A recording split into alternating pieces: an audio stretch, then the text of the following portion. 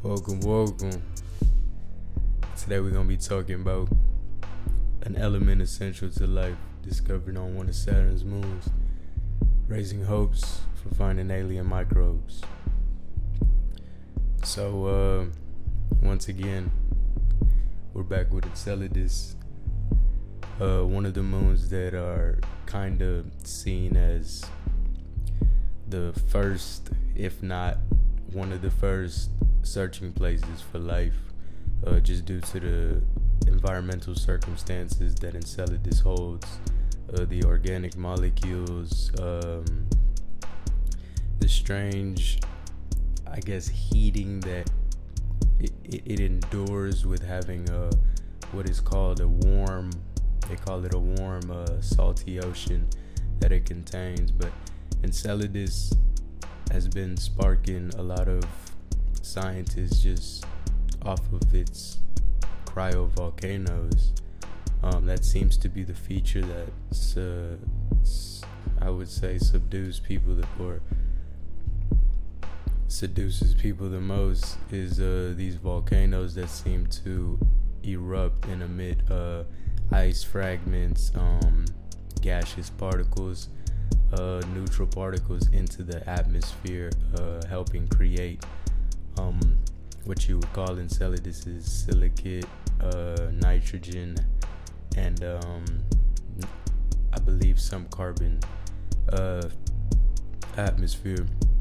So these volcanoes are very important for the proning of an atmosphere and for the generating of an atmosphere. The plumes have been seen to emit things like silicate, even water, seem to emit other organic compounds. They've even spotted some molecular hydrogen in there. But now in this case, they seem to find a new element on the Chinop's little diagram, where it's carbon, hydrogen, oxygen, nitrogen, sulfur, and phosphorus.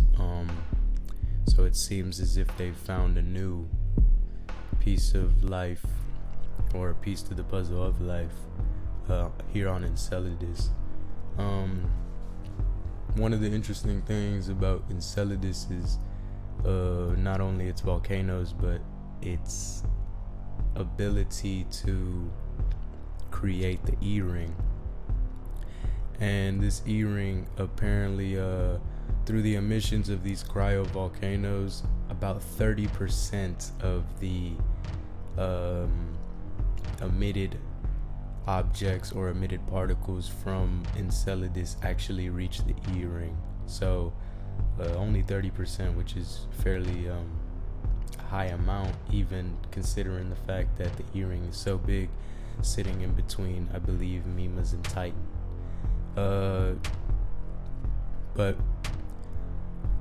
as we read a little bit, Enceladus is a tiny moon of Saturn that seems to have it all. Its icy surface is carved with ongoing geological processes. Yes, as you can see, they're called tiger stripes, and it's believed that those are occurring due to the expansion of Enceladus. As Enceladus is growing, it's one of the smaller moons of Saturn, or the Saturnian system. So it's definitely expanding in its geology. We've seen that with some other planets expanding with a 0.5 duration or radius percentage, but that's what's being seen with the tiger stripes on Enceladus being They've even seen that, these tiger stripes are, they hold a certain distance away from each other, which is somewhat, you would say, in sync. It's about 350 kilometers, something of the sort. But these cracks, these huge cracks, reaching, probably even the depths even of the ocean.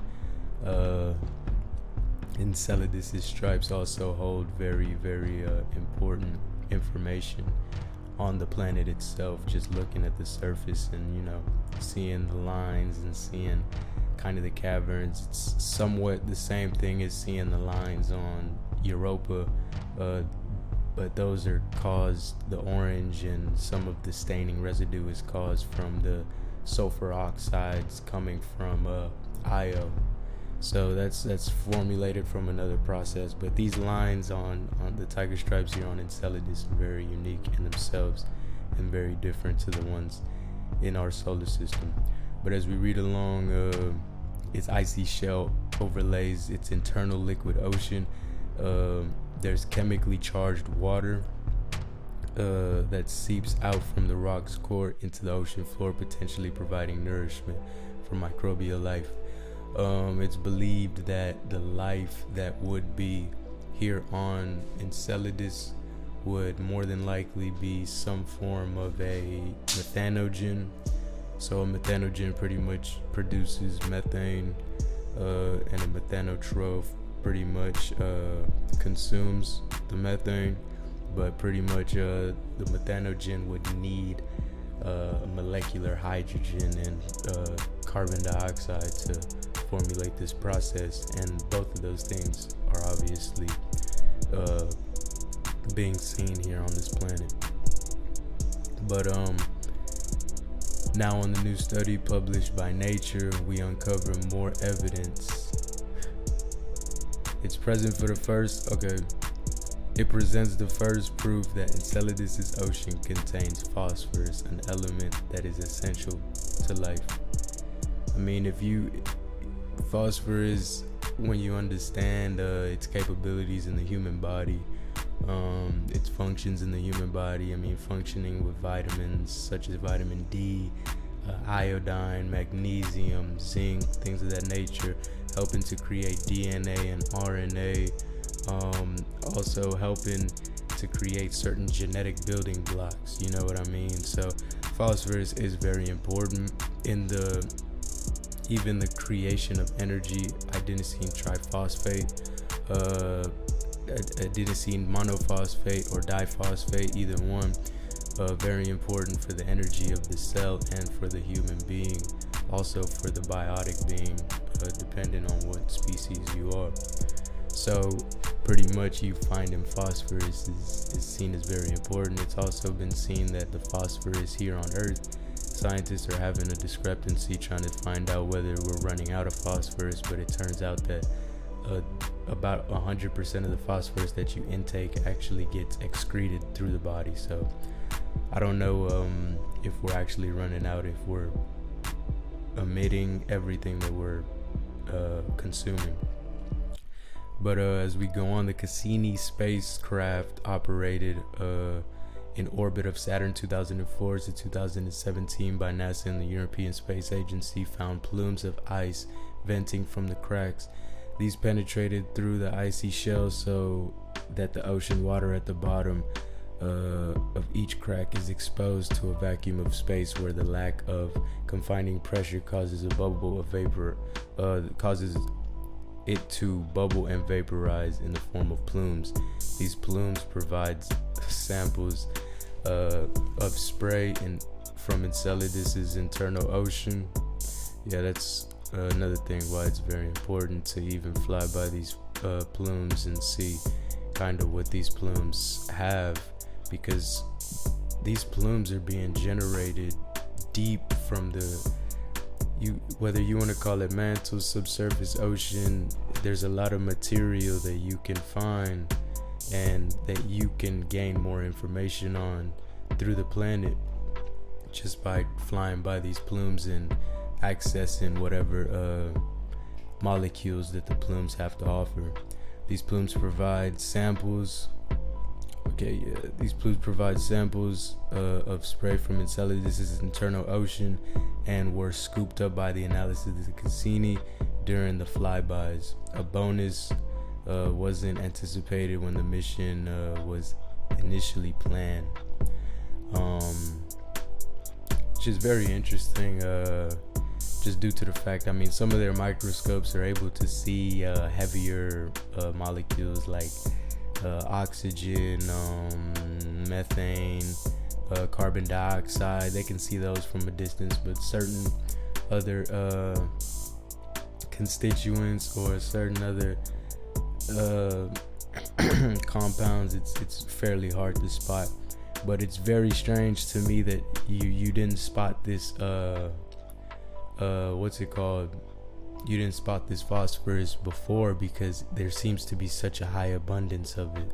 So I don't seem to understand how it was passed up. Even the rings.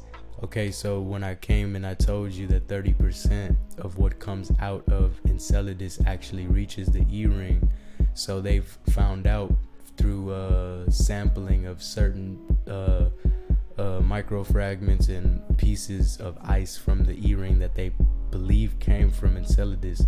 I believe out of 1,000 fragments, they had roughly a good percentage of it was actually phosphorus. So they found phosphorus in the E-ring, which then tells you that this is being distributed throughout the system. So just as Io in the Jovian system, Io contains so much sulfuric acid that it's being emitted through its volcanoes, over 400 at a time. That also goes into space due to the lack of gravity. I suppose it would go into space, and as it's neutral, it would start interacting with electrons and protons, become charged, and then Jupiter's magnetic field would then start to interact with those particles, so causing them to become charged. And them particles also relay and cause a what is called a gas torus on Jupiter, or the Io torus. This Io torus is interacting with other planets, and these particles that are found in the ring actually end up hitting certain parts of other planets and filling these planets with other nutrients that the planet really didn't have before, or that they didn't have at the certain area of. You can tell this by even a few moons. I mean, there's lapis you can grab from. I mean, any moon that's sitting in a ring, I mean, it's collecting some kind of ingredient to mixture into its I guess you would say being.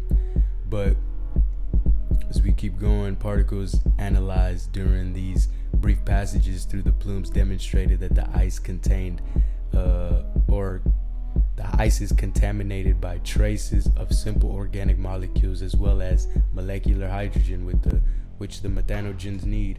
And you have certain things called extremophiles, and extremophiles pretty much are bacteria, things of that nature, but they can live in very extreme conditions. The conditions that they seem to be living by is also dependent on, I guess you would say, the organism in itself. Some of these are thermophiles. Some of these, I mean, each one is different. Whether you have a thermophile, whether you have a psychophile, each of them have their own basis of difference and whatever I guess you would say environment that they're prone to. We have seen a variety of extremophiles here on Earth, and they do live in very strange and obsolete places. A few extremophiles that I could name are, you got thermophiles, which live in very, very high temperatures above 60 degrees Celsius, which is 140 degrees Fahrenheit. So this organism is able to stay in places as of Yellowstone Park. Then you have psychophiles, which are pretty much organisms that love low temperatures, which this would be probably what Enceladus may hold, which are not only methanogens but psychrophiles, which are also ice-loving tiny organisms. Then you have also acetophiles, which love acid. So acetophiles love to be in areas that the pH is below 3. Then you have the opposite of an acetophile, which is an alkaliphile, or alkaliphile. So alkaliphiles, pretty much, they got to stay in high alkaline. So if Acetophiles pretty much 3 pH and lower. Alkali files is 9 pH and higher. So you could find these in Enceladus because Enceladus has alkaline hydrothermal vents because they're called white smokers. White smokers are alkaline. Dark smokers are more acidic. You can find both of those here on Earth. Then you have holophiles, which love salt. Now, this is something that you may find in Europa. These salt loving, because Europa, like I say, has been seen to harbor a different type of molecular salt or a different type of composition of salt compared to Earth, and its salt composition is off the charts, just as Enceladus's phosphorus composition compared to Earth has 1,000 times more phosphorus in its oceans than we even do. 500 times more phosphorus than Europa even does. So it's at a point where I believe that certain planets definitely do hold a strong suit on certain molecules, and they seem to distribute and share as if being just one organism. But you have other ones called barophiles, which can adapt and thrive in high pressure places. So being in Enceladus and being in those really, really high pressure places underneath all these ice shells and underneath the ocean and underneath the icy crust, that formulates a lot of pressure. And with these planets around you constantly pressing against you, giving you these what you would call these outbursts in geologic activity, as you can see on Enceladus's surface with the cracks. But then you have polyextremophiles, which thrive in more than one extreme condition. So not only can it be an acetophile that can thrive in 3 pH, but it's also for some reason it also can thrive in super hot water. So it's a thermophile too. So it can thrive in water above 60 degrees Celsius or 140 degrees Fahrenheit.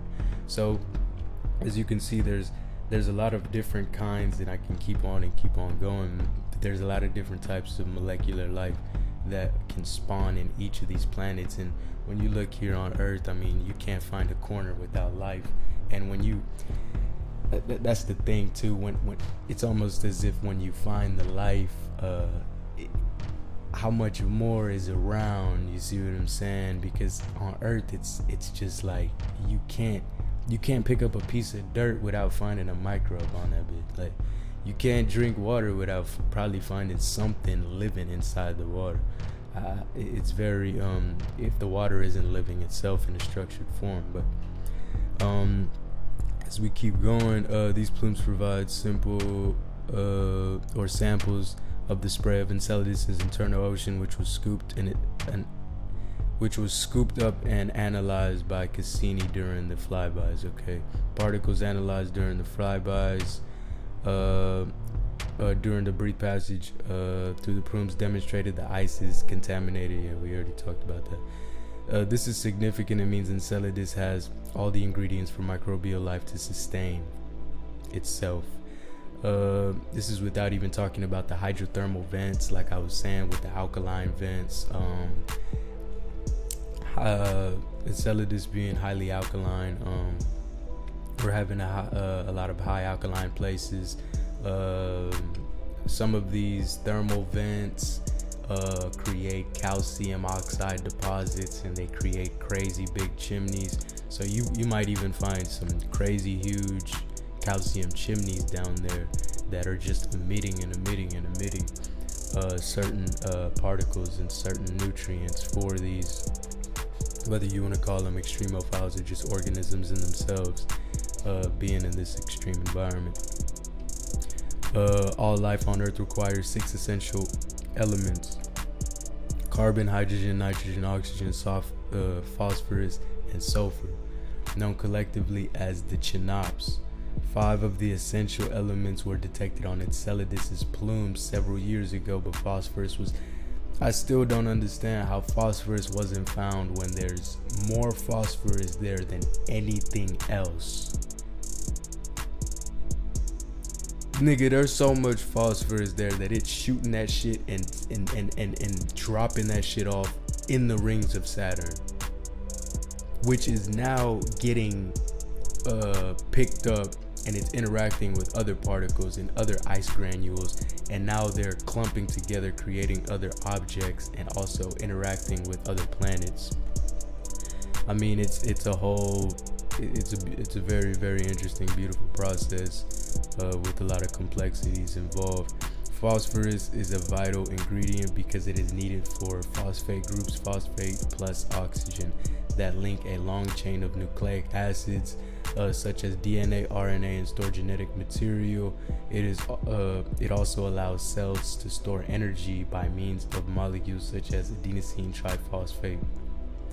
Of course, we know for sure that life inside of Enceladus is these niggas crazy. However, because the presence of phosphorus is essential for life as we know it, makes Enceladus a more likely prospect now.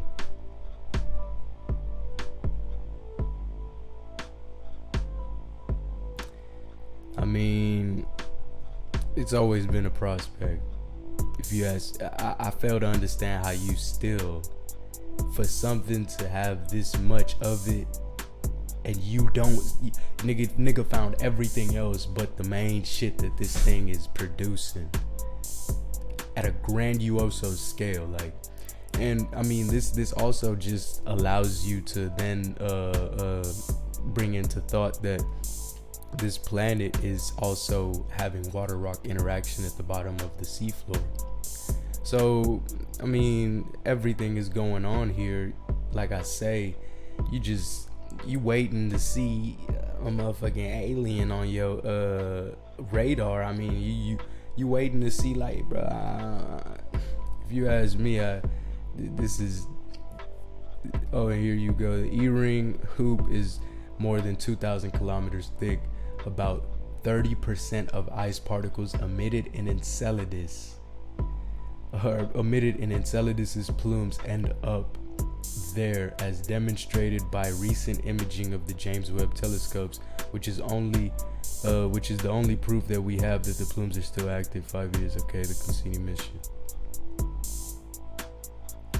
The team argue that finding the associated modeling make it likely that the icy moon grew further away from the sun, and the solar system's carbon dioxide snow line, a location where temperatures during planetary formation were low enough for carbon dioxide to become ice, is likely to contain abundant phosphorus and this condition is met for icy moons at the surface, or icy moons at Saturn and beyond, but not Jupiter. So just due to the distance, I mean, the snow line is pretty much a boundary where molecules condense, molecules such as dihydrogen, which is H2, dinitrogen, which is N2, you got dichlorine, you got H2O, carbon dioxide, you got methane, you got ethane. I mean, all these things freeze up pretty much when they reach the snow line. There are certain checkpoints in certain areas. Once you pass that, you pretty much start changing the environment. It's a change in environment, just due to the lack of photolysis and the lack of heating and the lack of generation of these particles to become heated of the sort.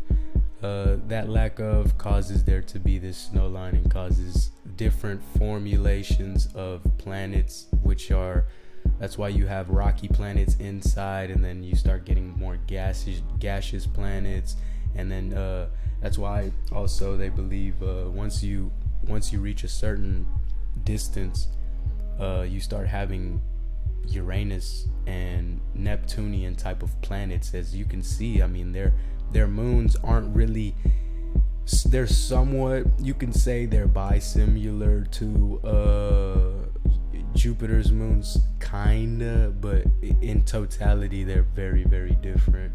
I mean, even in that sense in itself, just being placed in a different, I guess you would say, distance or astronomical unit from the sun than these other planets, already causes there to be a huge turmoil and difference due to temperatures and things of that sort.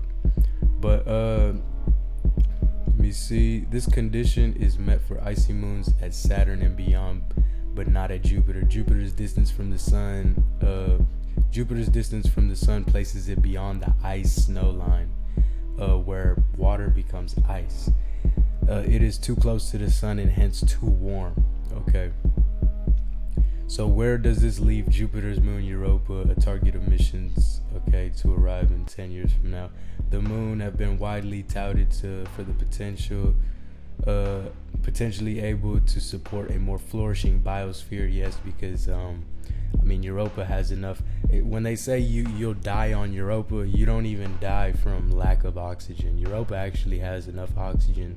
Europa has carbon. Europa has a lot of the materials that also are in the Chinops, and even more. They've even found certain amino acids like hydrocarbon, hydrocyclic amino acids, and aromatic polycyclic amino acids, things of that nature, have been found on Europa and Titan, things of that nature.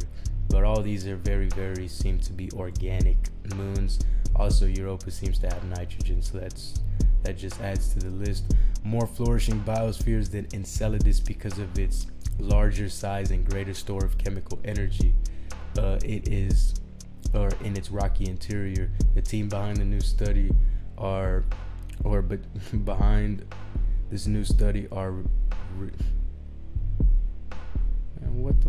reticent on this, but the modeling suggests that phosphate concentrations in Europa's internal ocean about thousands of times less than Enceladus.